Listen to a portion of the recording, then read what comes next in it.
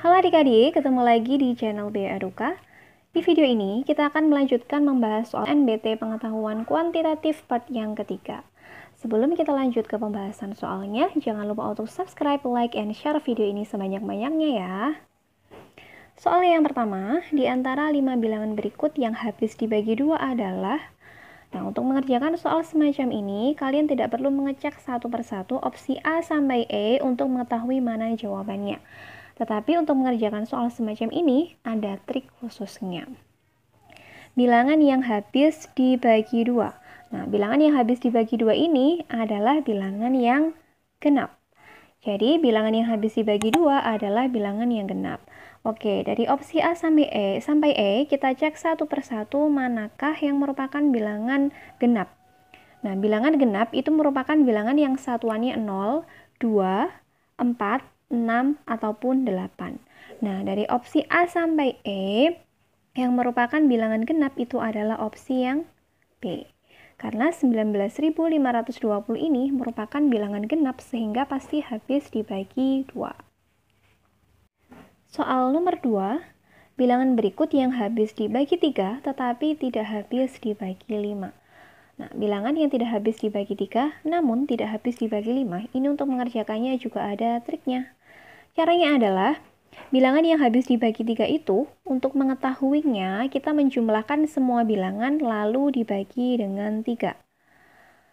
Nah, kalau untuk mengetahui bilangan yang tidak habis dibagi 5 adalah, nah, bilangan yang habis dibagi 5 itu apabila dia memiliki satuan 0 atau memiliki satuan 5.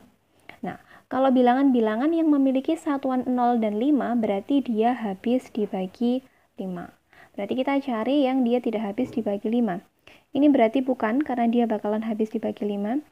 Ini juga bukan. Berarti opsi jawabannya antara B, D, atau E.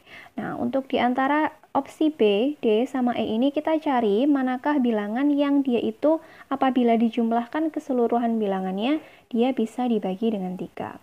Kita cek mulai dari opsi yang B, 13.689. Kita jumlahkan semua angkanya. 1 tambah 3, 4. 4 tambah 6, 10. 10 tambah 8, 18. 18 tambah 9 adalah 27. Nah, 27 ini bisa dibagi dengan 3, yaitu hasilnya 9. Sehingga opsi jawaban yang tepat untuk soal nomor 2 ini adalah opsi B. Mudah bukan kalau kita mengetahui triknya? Oke, kita akan lanjut ke soal nomor 3. Di antara 5 bilangan berikut yang habis dibagi 4. Nah, untuk mengerjakan soal semacam ini juga ada triknya. Untuk mengetahui triknya, bagaimana kita bisa mengetahui suatu bilangan itu habis dibagi 4 adalah caranya dengan menjumlahkan 2 angka terakhir lalu dibagi dengan 4. Oke, untuk opsi jawaban yang A, 2 bilangan terakhir kalau kita jumlahkan adalah 9, berarti nggak bisa dibagi 4. Kemudian yang B, 1 tambah 4 itu adalah 5, nggak bisa. Kemudian yang C, 4 tambah 6 itu 10, nggak bisa. Lalu yang D, 4 ditambah 8 itu adalah 12. Nah, 12 bisa dibagi sama 4, yaitu hasilnya 3. Sehingga opsi jawaban yang paling tepat adalah opsi yang D. Oke, kita lanjut juga ke soal yang berikutnya. Di antara 5 bilangan berikut yang habis dibagi 5. Nah, tadi sudah kakak kasih tahu triknya bahwa bilangan yang habis dibagi 5 yaitu bilangan yang satuannya 0 atau 5.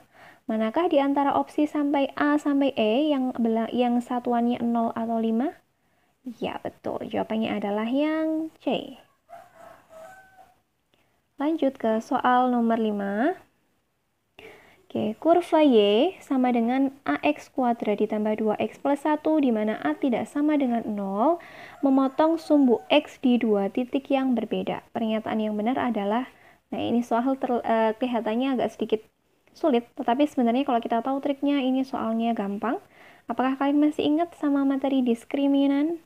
Ya, untuk mengetahui letak titik potongnya, untuk kita mengetahui kira-kira kita menggunakan rumus yang mana, maka kita cek bahwa di sini kata kuncinya kurva ini memotong sumbu X di 2 titik yang berbeda. Oke, memotong sumbu X di dua titik yang berbeda. Titiknya ada 2 ya.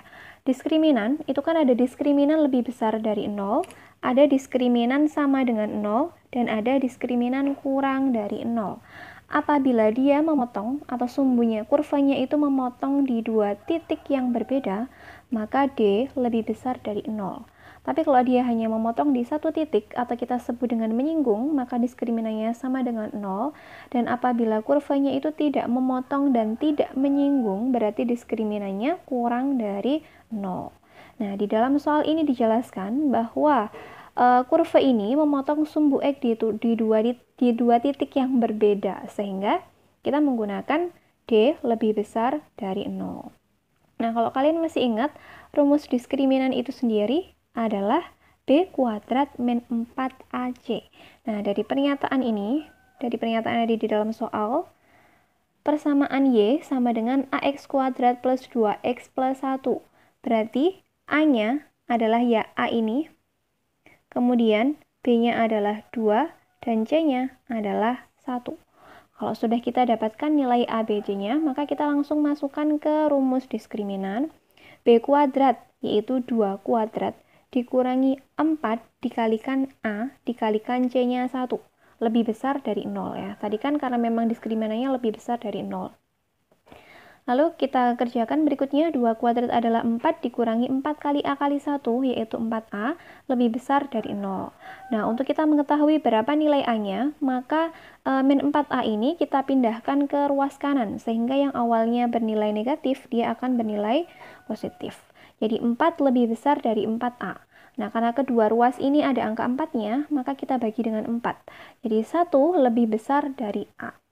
Kalau 1 ini lebih besar dari A, berarti nilai A-nya tentu kurang dari 1. Jadi opsi jawaban yang tepat A kurang dari 1. Oke, kita lanjut ke soal berikutnya. Diketahui fungsi kuadrat f(x) adalah 2x kuadrat min 4x min 4, maka batas nilai P agar grafik fungsi f memotong sumbu x di titik yang berlainan. Ini juga sama-sama memotong di 2 titik yang berlainan. Maka kita gunakan diskriminan lebih besar dari 0. B kuadrat min 4AC lebih besar dari 0. B-nya, dari persamaan ini kita ketahui bahwa B-nya adalah min 4 kuadrat dikurangi 4 kali A-nya adalah 2, C-nya adalah min P. Sehingga 16 ditambah dengan 8P lebih besar dari 0. Kemudian 16-nya kita pindah ke ruas kanan sehingga menjadi negatif, berarti 8P lebih besar dari min 16. Lalu kedua ruas kita bagi dengan 8 sehingga didapatkan nilai P lebih besar dari min 2. Atau opsi jawabannya adalah yang E. Maaf, ini harusnya yang E ya, bukan yang C. Oke, soal berikutnya. Diketahui fungsi f(x) sama dengan x kuadrat ditambah 4x ditambah A, maka nilai A agar grafik fungsi f menyinggung sumbu x adalah, nah tadi seperti penjelasan di awal, apabila kurva itu dia menyinggung di 1 titik atau memotong di 1 titik, maka diskriminannya sama dengan 0. Oke, kita langsung masukkan ke rumus diskriminan B kuadrat min 4AC sama dengan 0. Dari persamaan ini, kita ketahui bahwa nilai A-nya adalah 1, nilai B-nya adalah 4, dan nilai C-nya adalah A. Sehingga B kuadratnya adalah 4 kuadrat dikurangi 4 dikalikan 1 dikalikan A. Sama dengan 0. Kemudian bawahnya 16 min 4A sama dengan 0, lalu min 4A-nya kita pindahkan ke ruas kanan sehingga 16 sama dengan min 4A. Kemudian kedua ruas kita bagi sama 4 sehingga 4 sama dengan A. Jadi A sama dengan 4 atau 4 sama dengan A. Sehingga opsi jawaban yang tepat adalah opsi yang E. Maaf juga, ini juga harusnya E ya, bukan C. Ini ada kesalahan penulisan. Mulai dari soal nomor 1 sampai nomor ini, kira-kira apakah masih ada yang dibingungkan? Kalau seandainya adik-adik masih ada yang dibingungkan, silahkan ditulis di kolom komentar kira-kira bagian mana yang bikin kalian masih bingung dan belum paham. Oke, kalau gitu kita lanjutkan ke soal berikutnya ya. Soal yang berikutnya, kurva Y sama dengan AX kuadrat ditambah 2X ditambah 1. Dengan A tidak sama dengan 0, memotong sumbu X di dua titik yang berbeda lagi, maka pernyataan yang benar adalah, kalau dia menyinggung di dua titik yang berbeda, berarti diskriminannya lebih besar dari 0. Sehingga B kuadrat min 4AC lebih besar dari 0. Lalu kita masukkan nilai B kuadrat min 4AC, di mana dari persamaan ini diketahui bahwa nilai B-nya adalah 2, nilai A-nya adalah A itu sendiri, lalu nilai C-nya adalah 1. Sehingga 2 kuadrat min 4AC, min 4 dikalikan A dikalikan 1 maksudnya lebih besar dari 0. 4 min 4A lebih besar dari 0, lalu min 4A-nya kita pindah ke ruas kanan sehingga menjadi 4 lebih besar 4A. Kemudian kedua ruas kita bagi dengan 4 sehingga diperolehlah 1 lebih besar dari A. Atau A kurang dari 1. Karena kan 1 itu nilainya lebih besar dari A, otomatis nilai A itu lebih kecil daripada 1. Nah, nilai A ini bisa bernilai negatif maupun bisa bernilai positif. Kenapa bisa demikian? Kan nilai A ini kan kurang dari 1. Mungkin kalau nilai A-nya ini sebesar 1/2 atau 1/3, 1/4, berarti kan dia nilainya masih positif. Tapi kalau dia nilainya min 1, min setengah, min 1/3, berarti dia kan nilainya negatif. Jadi karena memang nilai A-nya ini kurang dari 1, maka dia bisa bernilai positif, bisa juga bernilai negatif. Nah, dari persamaan di atas ini, AX kuadrat ditambah BX ditambah C. Nah, untuk mengetahui mana pernyataan yang benar, mengetahui bagaimana bentuk kurvanya, yang pertama kita bisa menggunakan acuan nilai A-nya. Nah, apabila A lebih besar dari 0, maka kurvanya akan terbuka ke atas. Nah, dari hasil pengerjaan ini, kita kan nggak tahu ya, nilai A-nya ini sebenarnya bernilai negatif atau bernilai positif. Karena ada dua kemungkinan, dia bisa bernilai negatif dan dia juga bisa bernilai positif. Jadi kita tidak bisa menggunakan acuan nilai A. Ini ya, kita tidak bisa menggunakan nilai acuan A lebih besar dari 0 atau A kurang dari 0. Sehingga otomatis opsi jawaban A dan B ini salah. Kalau kita tidak bisa menggunakan acuan nilai A, maka alternatif yang kedua adalah kita menggunakan acuan nilai C. Apabila nilai C-nya positif, maka kurvanya ini akan memotong sumbu Y positif. Nah, kita cek dari persamaan ini, bahwa ternyata nilai C-nya itu adalah positif 1. Sehingga kurvanya pasti memotong sumbu Y positif. Sehingga opsi jawaban yang tepat itu adalah opsi yang C. Oke, adakah yang dibingungkan sampai di soal ini?